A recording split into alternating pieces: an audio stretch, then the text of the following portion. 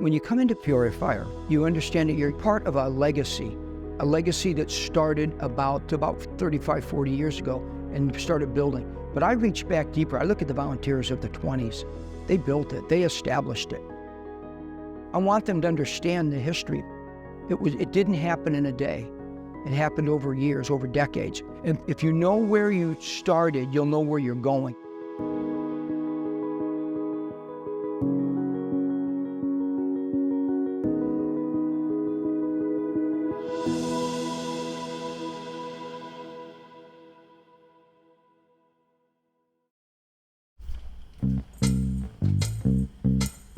When I was a little kid, you were always you went on tours in the fire station from school and that sort of thing. I was interested in it, but at the time didn't pursue it. I worked on a printing press, and then I did some construction.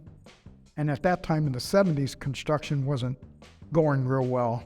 I had an uncle that was a fireman in Euclid, Ohio, and he said, "What are you doing?" "I'm working." "Get your butt over there and get in the fire department." So I started pursuing that.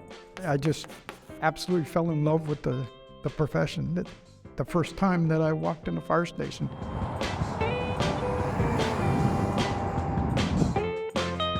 I grew up here. I'm a legacy.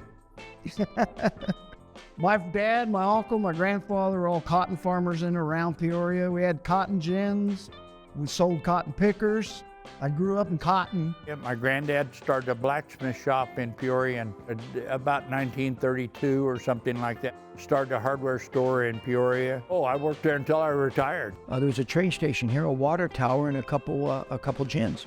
So that was Peoria for the most part. When I was a kid, the movie theater, until you turned 16, you could go in for 14 cents. Peoria back then was only about maybe a mile and a half, 2 miles square. They didn't have much of anything, to be right honest. They had a chief police and 2 cops. Peoria had, and I'm going to guess it, maybe 2,000 people or something like that. You just got to know people because it wasn't as crowded. We did meet somebody that was more personable. It was small town America. But, some people read about it. I got to live it.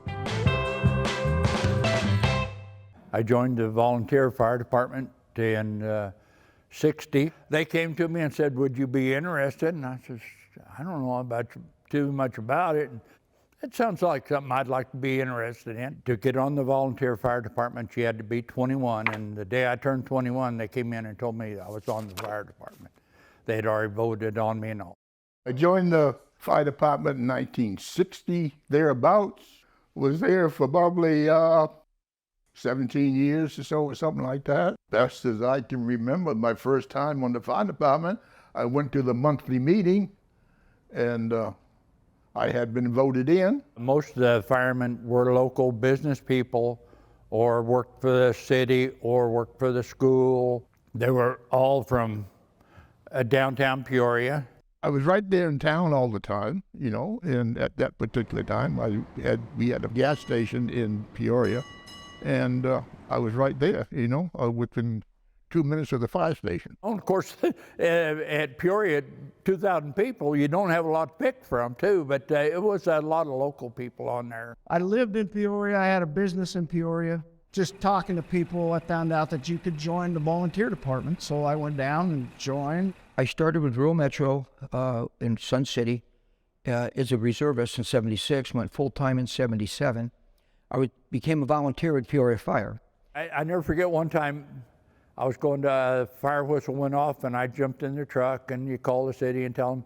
And I started the fire, and I looked on the tailgate of the truck I was driving. There was a guy riding on the back of the tailgate.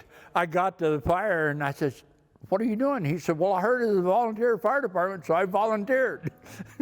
I said, "I'm afraid you can't do that." So at that time, the department was very small. We ran out of a small station downtown Peoria. It was a building that would hold 2 trucks, and it had a little meeting room in there, and that was it. Just barely enough room in that thing to get the truck in, and that was about it. It was a lightly built building.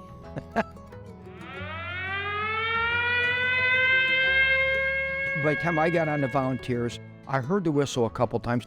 In the old days, remember they would clang a bell or something? You clang the whistle, and everybody showed up. There was a time that siren went off and they would come and take off.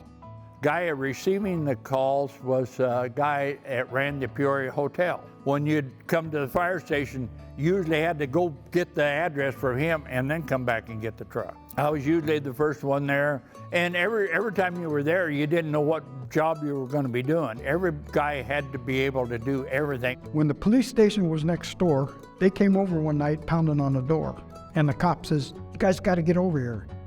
Lady's having a baby." Oh, God. And they got her on the squad bench, and sure enough, she's having a baby. Volunteers, no training. Yeah, they did basic first aid. That's before they started having EMTs and stuff, you know. All of us went through what we call Red Cross first aid.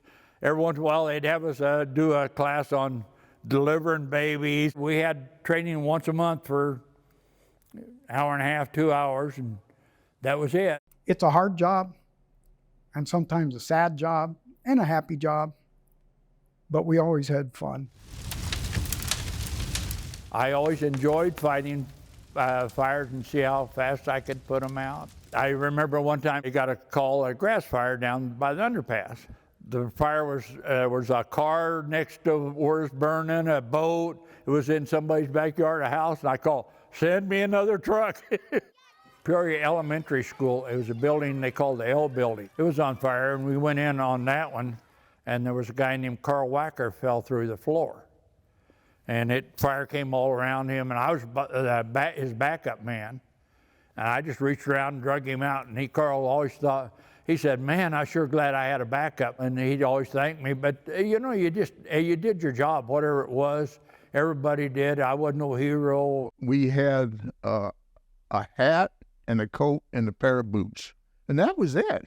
As long as you could stay in there, fight fire in the smoke, you stayed in, and then when you had to come out, you came out coughing and hope you didn't throw up.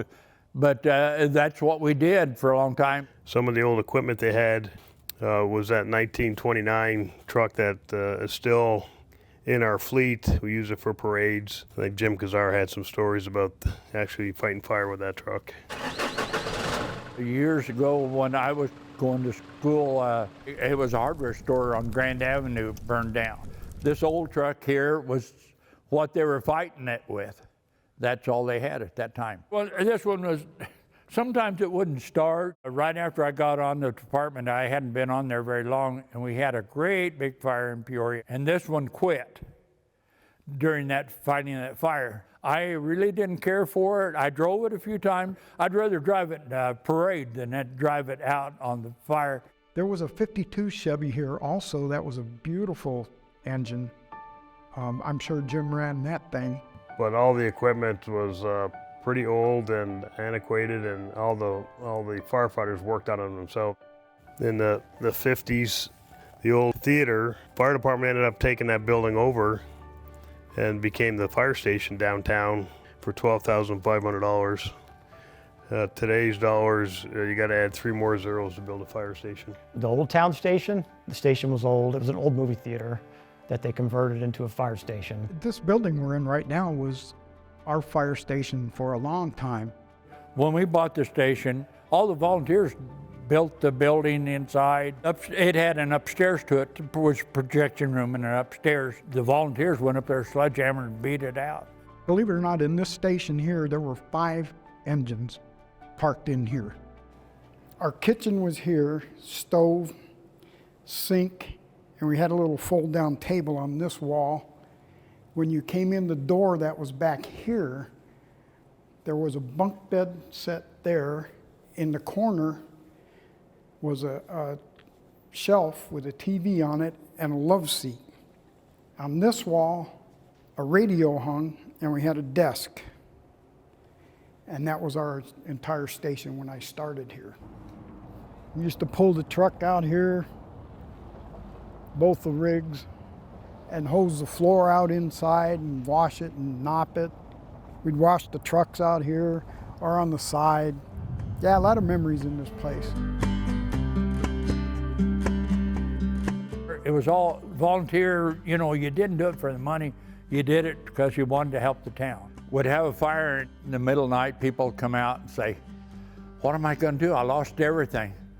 And the volunteers would take up a donation among themselves to pay for a motel room for these people. And we did that all the time.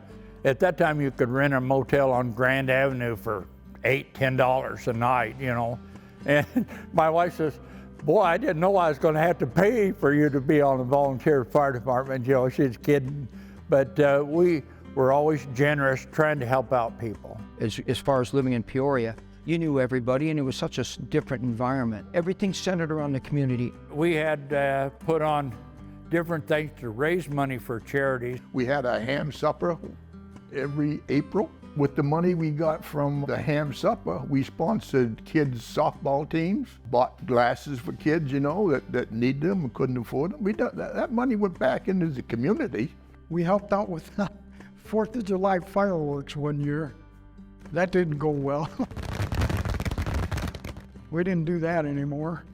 Going to the fireworks and the watermelon festival at the high school was a big thing. Your Christmas party in Peoria was big. The Halloween party was big.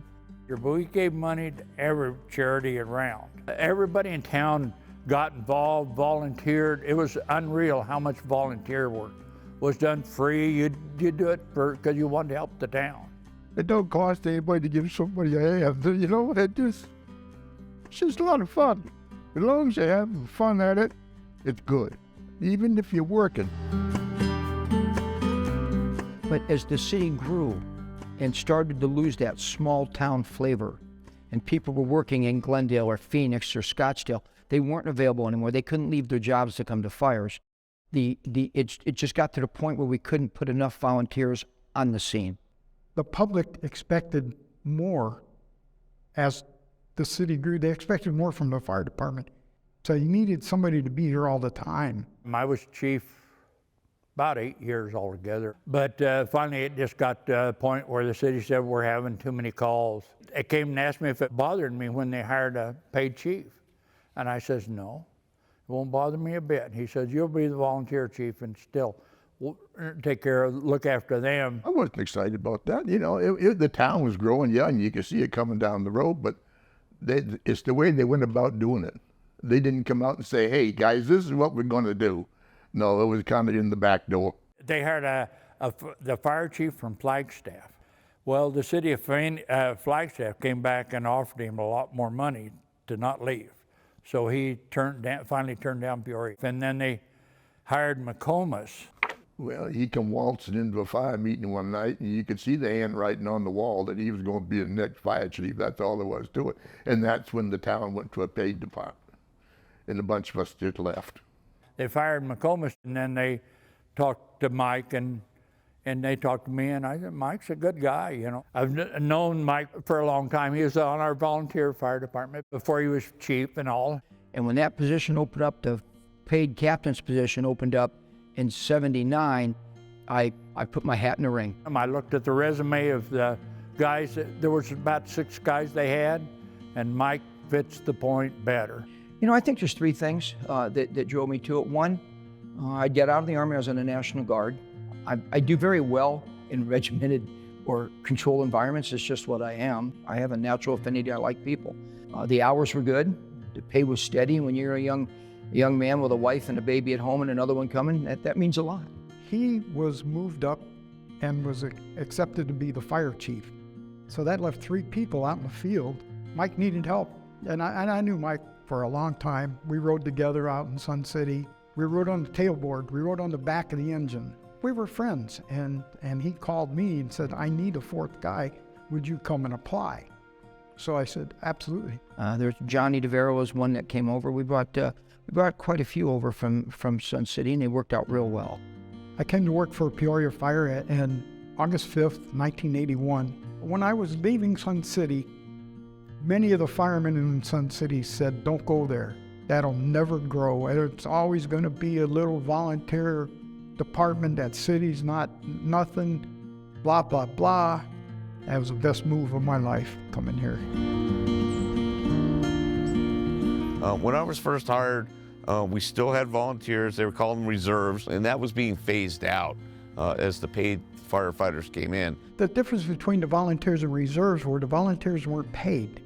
The reserves got paid per call. We worked a program where we would pay volunteers to come in and work a shift. It was the beginning of a transition from a volunteer reserve fire department to a full-time paid fire department. We used to have practice once a month, and we got $2.50 for going to practice, and we got $2.50 for going to a fire. So you can say that was underpaid or overpaid. They would come in if we needed a second person to ride on a truck. You'd page it out. If one was available, they'd come in and pick up their points. It might be $5, $10 for the points for that day, but they were willing to do that.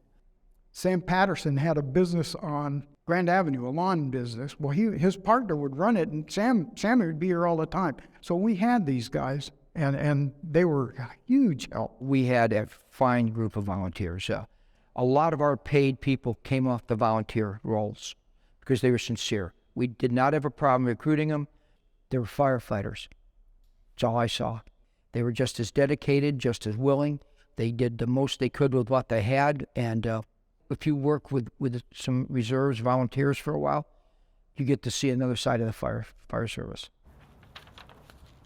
So I started out in the fire department when I was a junior in high school in 1983. I became a Peoria Fire Department cadet. I was the only cadet they had. When I was 19, I was a reserve for Rural Metro Fire Department in Sun City. Then I got hired in 80, full-time in Sun City. And I was there for 5 years, and I tested for Peoria because I knew some people on Peoria. Things were moving fast. We were growing in Peoria. I actually started with Rural Metro way back in the day. I was there about a year before I got hired in Peoria. Took the test for Peoria twice, and the second time I got hired. I was the 9th professional firefighter hired here. So my badge number's 9. They're up in the 300s and some now. Peoria was just at the time, was just starting to take off. And some of my mentors had kind of guided me toward Peoria because they said, you're getting in on the ground floor. This is just a department taking off, and you'll have a lot more opportunity out there, which turned out to be really true. By that time, we carried a Plextron. It really looked like a lunchbox. You had to carry it by hand everywhere you went. That's how you got paged out when you were at home. A couple full-timers, we carried a pager. When you were at home sleeping in the middle of the night, the pager went off and you jumped in your boots and you ran to the fire. It really, it was a simplistic approach, but it worked. You worked with what you have. We had what we needed, and we did what we had to do. Mike, he tried and did get a lot of things that we needed. He got us training. That was a huge thing. At that time, the community colleges they did not have a fire science program at that time. We didn't come here with that stuff, and a lot of things that we did back then, they don't do nowadays. It was dangerous. I met with the librarian. I found some IFSTA training manuals. I couldn't afford to buy 25 of them. And then we all signed them out one at a time. Boom, we got a training program. And from there, we brought on some people that could train. You know, Rick Picard, Les Robleski, Johnny, these folks could train. And we hired a lot of good people off that reserve program. It's always hard because suddenly you got paid guys being challenged by the volunteer guys. But they kind of took offense because we would set up training nights and make it mandatory for them to come, and they didn't like having to come, on a weeknight to train, but to be a firefighter, you gotta train. I think that they was going to a paid department, and it was just the end of the era. Everything was getting high-toned and uppity, you might say, I guess. It wasn't going to be any more fun anymore. But I embraced the training because I wanted to learn. The ones that were happy were those of us that knew we were going to get hired. We stayed in shape. We stayed with the training. We stayed on top of all the book work. And that's what kind of started driving them out. When they were mandated to be at training, but when they didn't show up, they'd get cut. Yeah, a lot of the young and new people didn't like it. But you have to know what you're doing. You have to be ready for anything. And training and exercising is part of it. Besides running the calls and responding to the calls, I think the most important thing we do is train. You got to be an industrial athlete. You got to be physically fit for this job. It'll save your life someday because it is tiring. Let's go. Come on, come on. Good hustle, man. Our paid people knew how to work with the reserve program. Reserves knew how to integrate into the paid system. And as the years went on and more people, we needed more room in the fire station. It was getting smaller and smaller as we were growing and growing. Slept all together in a bunk room. When I first started, we had bunk beds in there. You know, we used to cram 8, 9 people in that station. A fire would go out, everybody would pile onto the floor at the same time, and you know, you couldn't even get out of the room. But we were happy. In fact, the first night Dave and I slept in that room was my 30th birthday. I'll never forget it. And we were like, wow, this is great. You know, you think back on it, it was kind of fun being there with those guys and running calls out of that station. But it was nice to get a new modern station once we did move out. We built Station 2, I believe it was in the late 70s, early 80s. That came up because of Westbrook Village, because that was a big problem. We have no fire units close to it. They were in a contract with Rural Metro. But you've got to provide your own or you'll never grow. So we came up with a plan. We bought a trailer. I think we paid $700 or $1,200 for it. Had it towed up. Public Works put some rocks down in front of the trailer. We had a pole put up, ran some power, and we were running fire. And we were doing it with usually one regular paid and at least one volunteer. We had a chief who, his business model was to start with temporary stations and try to build from them. We'd find an area we wanted to be, where the station should be. We put a mobile, start staffing it when the money's available. We moved the mobile, built the station, move a mobile somewhere else. You knew there was going to be a station when you saw a mobile there first. It was just one of those little indicators. But I can tell you that as a firefighter in the stations, some of the best times I had were in the crappiest stations, with the crappiest trucks, but with the best guys. When you grow up in the fire service, you're in a fire station and you're pretty isolated. But you remember the camaraderie the most, hanging around with your brother and sisters in the firehouse, having a good time, working out, cooking meals. For me, the funnest time working at the fire station was what we call family time. Everybody sits down to eat, and then when everybody's done, you push back from the table and you just start BSing about everything. It was a smaller department, so everybody knew you, which can be good or bad. If you messed up, everybody knew. If you did a good job, everybody knew. We opened up a station on 83rd and Amiozola, Station 93. And me and my crew moved from 91 to 93, lived in that trailer while they built the station that's there now. We started getting some nice stations and nice apparatus. Me and my crew, we actually opened this station.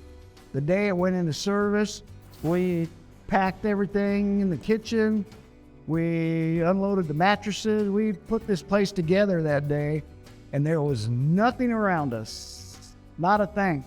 The stanchion was just starting down the road. The golf course was there, but there was no houses. And now we're up to, eight fire stations, state-of-the-art facilities with washer and dryer, your own bedroom. That stuff has all changed tremendously. I still get a feeling of, I can drive by and remember the parades, and I remember the water fights we used to have on the 4th of July. There's just so much. But I'm proud to have worked out of that. How many folks worked out of something like that? I'm proud of it. I know the guys would love to have this building back, but time goes on, things change. At that time, we weren't able to negotiate for wages, hours, and working conditions. Basically, the council would say, here's 2%, and that was the end of it. You didn't have a say in anything. I came from a really non-union family. My dad was a farmer, so he hated union farm workers. He hated unions. So that was drilled into my head as a kid, but I saw a need for it here. It was both proactive and reactive. The reactive part of that was, hey, we were young, we were having growing pains. Wages were an issue. We're not paid well. Living conditions were an issue. Fire chiefs are in a difficult position. You want to have, the labor wants to have labor management with the fire chief, but they have their bosses to report to, being the city manager, and the city manager to the city council. Well, and there were things that he could not do. Just could not do as a fire chief. And so we needed a vehicle to be able to express that and to deal with that and to come to solutions. It gave us a chance to negotiate where we could have a say in things. it actually started before I was hired. They were looking into it, but you can't start a union until you have at least 9 firefighters. And so when I was hired, I was the 9th firefighter. They had 9 members on the fire department at that time, and they all formed a union. Joe Woodall was the union president. We put it on a city ballot and let the people decide, and they voted overwhelmingly to accept our local and recognize us as the talking piece for the employees. And that was a floodgate. The cops were next. Ask me, all the city workers. After that, everybody organized and everybody's in the union now. Sam Patterson, DeViro, Ernie Pugh, those guys, Dave Stutzman, those were the guys who had the union before we got here. And when I got here, we had merged, just afterwards, we merged into Local 493, which was Phoenix's umbrella union, which really helped us out. It gave us numbers. After a couple of years I got interested in the dynamics of it. And I think what interested me more about it was the politics of it. So I ran for union president. When I arrived, Ron Singleton was the union president, but he was always working with the local leadership about what we needed to be safe out there and to be able to complete the mission and do our job. Like safety equipment, better fire engines. I mean, there were times when we were in yellow fire trucks. And just for the record, fire trucks are red, not yellow. The union, I think, was instrumental in helping us move forward. A lot of that, where we're at today, has to go to that relationship and the stuff that the union folks did over the years. The fire service has progressed probably through my career more than it has for the previous 200 years. And a lot of that has to do with technology.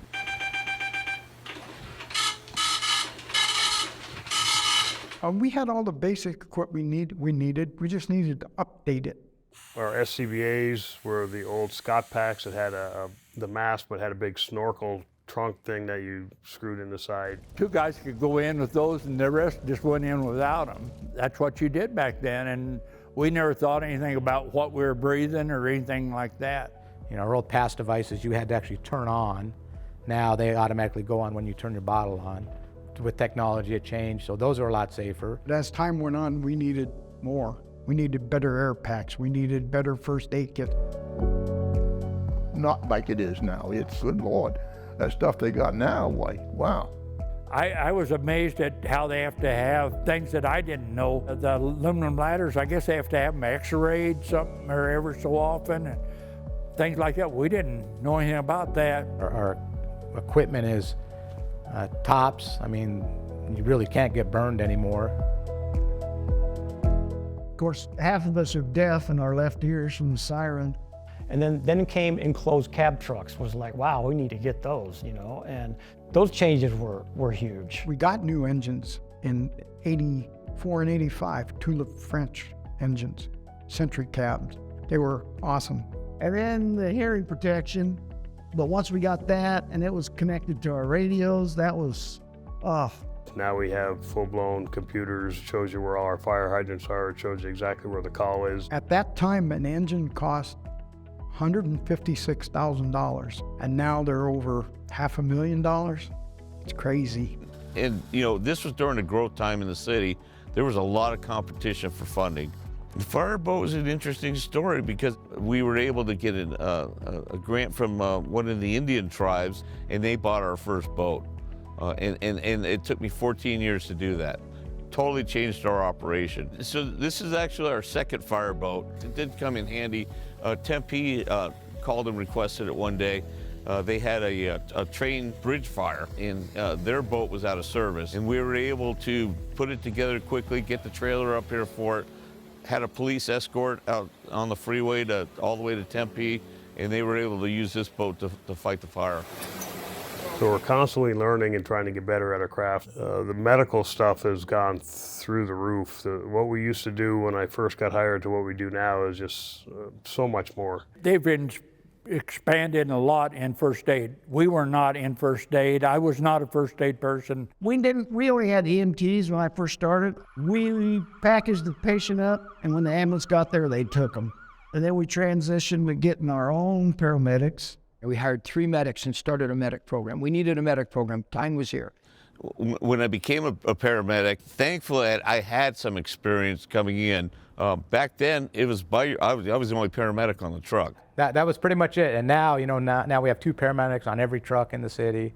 We have our own ambulance service, so we have that continuity of care. It's 80% of what the fire department does is EMS. Now, those ambulances respond, and then they're with the fire trucks, and you're transporting immediately. So the standard of care is astronomical to where it was. We went from having no ambulances, now we have our own ambulance service with 5 to 6 ambulances in service. We can now do everything they do in a hospital if somebody has a heart attack right there in the field. But the reality is we just got better. All this comes together with work. It comes together with somebody having a vision. From the newest recruit to the fire chief, they remember what we were and what we are. And it may be bigger, shinier, so it got a lot more capability, but it's the same spirit. The same heart is here. You can sense it.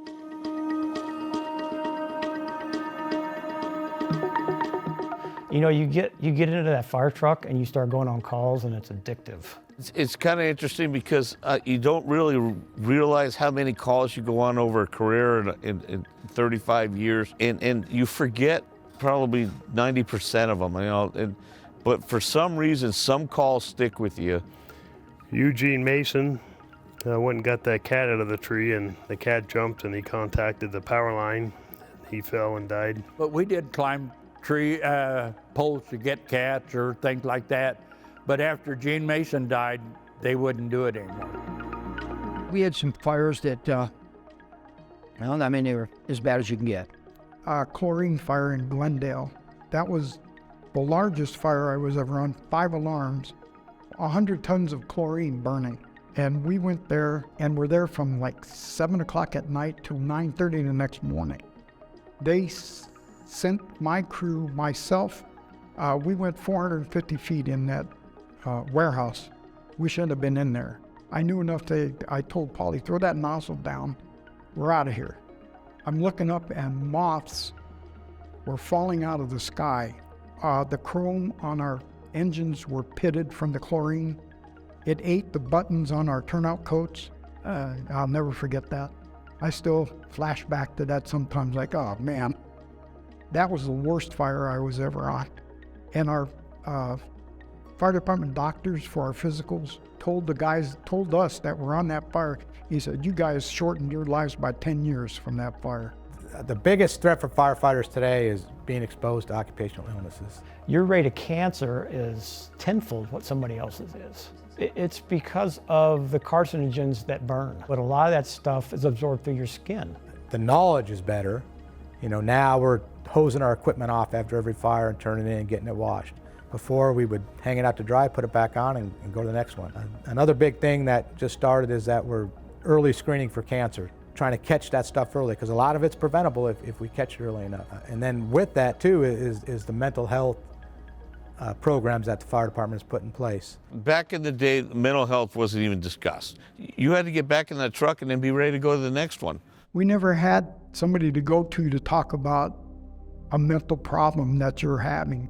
We went to the bar. It is dysfunctional in life to go to work in the morning, have breakfast and watch cartoons with the kids, go to work, put your life on the line, watch other people put their life on the line, see people seriously mauled, injured, or killed, and then go back home the next day and try to make it functional.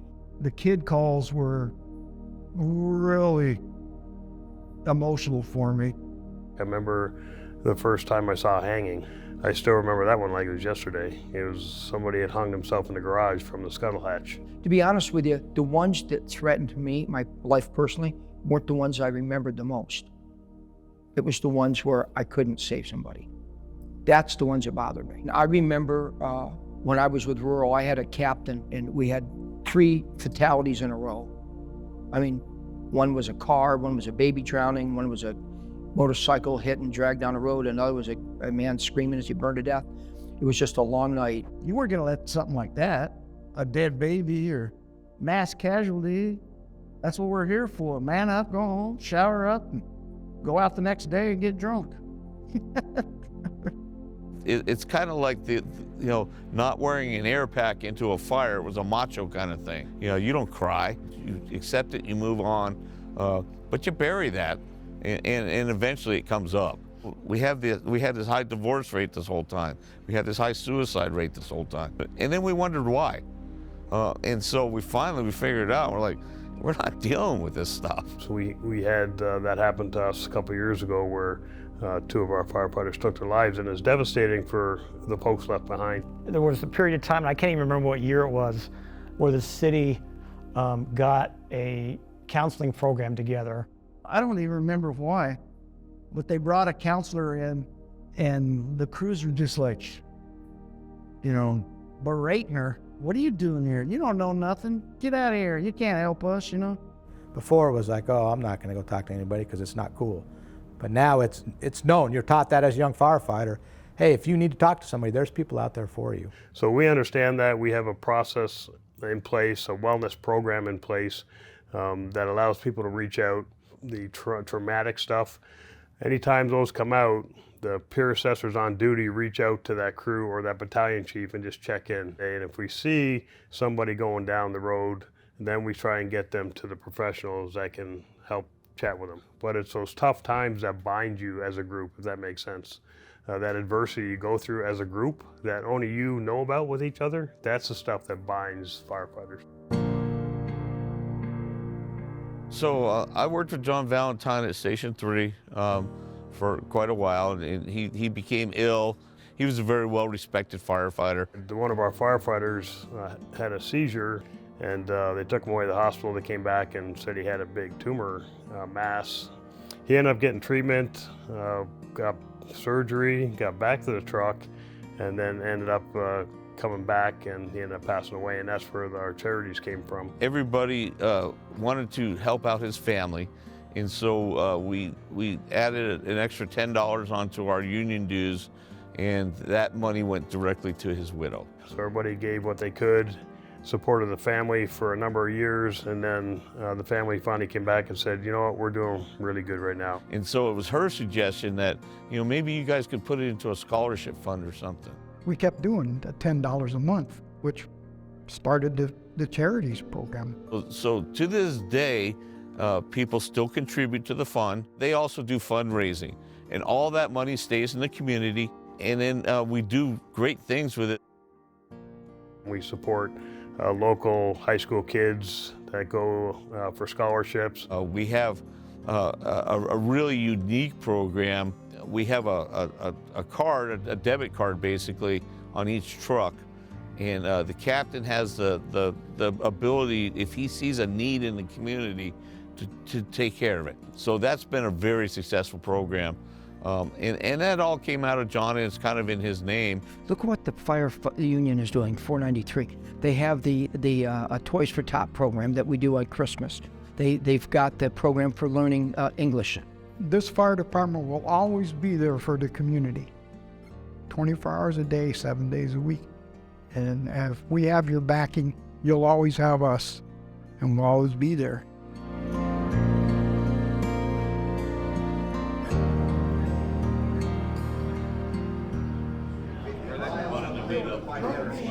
What are you guys doing now? When we got hired, the person with the most time on had 10 years. Nobody was ever going to retire in our career. And all of a sudden they started retiring, and we had 20 years on. It's like, oh my goodness. So I started in 1983, and I retired in about 35 years later. And I've been retired for 5 years now. I just retired January 31st of 2023. When I got off the volunteer, I was on there 26 and a half years. I was 57, over half my life in the fire department. It was just time. There comes a point in time where you just got to say it's time to go. As years go by, your body just doesn't do the things it used to do. And God forbid I got somebody hurt because I couldn't do what I needed to do. So that's when I decided it's time to go. These guys are up 24-48 straight. It wears on you, and when you're younger, you don't feel it, but as you get older, it makes a difference. My wife was happy. She said, "You've been practicing for retirement for 40 years." So it was an easy transition for me. I've been firefighting since 76. This might be a chance to do something different. I have 32 years in October. but I still love what I do. I am one of the most fortunate folks in the fire department, I think. I've been very blessed with the career I have, with the family I have, with the friends I have. To me, it's been the greatest career that I could ever think of having. My best friends right now came from this department, still, even being retired. I can't imagine not staying in touch with people here, but with this department. I can't, because I was here when there was nobody here. You know, I still see some of the guys that I work with on a regular basis. The folks that go to these breakfasts are the folks that raised me in the fire department. They talk about the old times and how great it was and how much fun it was and how we had nothing but we came together and we all survived. We were sort of like a family, and the fire department is like a family now. I care about every one of the guys in this department, and girls now. When I started, there were no girls. They were good memories. I wouldn't trade them. I think the talent that's up and coming. We got some really good firefighters that I think are going to be able to take this thing and keep on running with it and make it even better than what we have now. What gets me excited? Oh, the young people. The new people coming up. Sunrise Mountain High School.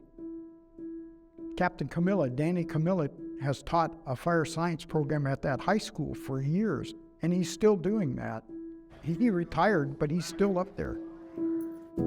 So right now we're at Sunrise Mountain High School in the fire science classroom. But our program's unique as we have our own fire training area. We have our own fire training building. All the kids have their own turnouts. We have our own fire truck. So we're teaching them everything a firefighter would do except for going into a burning building. So we're just giving them those tools to kind of jumpstart them into their career. I got to do hands-on projects like pulling out hand lines, and I got to connect to plugs and put up ladders. I got to learn new things that I never even knew were things before this. So I've learned a lot from my students, and hopefully they learn a lot from me. And I think it goes both ways. I couldn't have picked a better mentor. I couldn't have picked a better teacher to have in my life who's helped me through not only developing as a person, but also developing skills. He's taught me not only how to take a hydrant, how to do quick attacks that have helped me now. You know, we're doing these same skills in the academy that I'm at now, but he taught me really what it meant to be a leader. He taught me about taking pride and ownership in what you're a part of. I've done everything I could to prepare, and I hope to get onto the fire department as quickly as possible. I want to start my life. This is a career that I know I want. I'm excited about becoming a cadet. I'm really excited about doing some more ride-alongs, and I'm just excited for the process. I'm ready to get on somewhere. I'm ready to prove my worth. I'm super excited for my future and what it holds. I've worked really hard to where I've come so far, and I know this is just the beginning of so much more. I tell every one of them, I go, keep a journal. I go, in 30 years, you'll be able to write a book. With the up-and-coming talent, I'm excited to see them continue to learn, continue to get better, and take over even this job. Somebody's gotta, who's gonna do it? One of the things that really impresses me is that they bring me and one of John DeVero, one of our captains, back to talk to every recruit class. And we do it to talk about the history of the department because what they know is what they see today. They have no idea what it took to get there, the battles we had to fight. And I think it's important that they know the history because they have to take it from here and move forward. Peoria Fire's got a very proud past, but it's going to have a very proud future. I mean, it's going to be here for another 300 years, you know what I mean? The citizens of Peoria are lucky to have a professional fire department that cares not only about their job, but the citizens that they serve. I'm as proud of the firefighters today as I am of the firefighters that started here 100 years ago. It's that same sense of camaraderie and can-do. And I think it personifies the fire service. I really do. Thanks to all the fellows that helped me grow up in this department. Love you guys. We'll see you at breakfast.